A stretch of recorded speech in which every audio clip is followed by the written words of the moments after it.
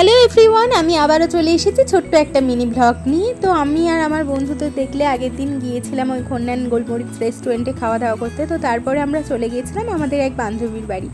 আমরা আসলে college friend, তো সবাই একসাথে ভেবেছিলাম ও আর আমি একসাথেই যাবো। ওই আমার বান্ধবীর মেয়ে হয়েছে, ওকে দেখতে।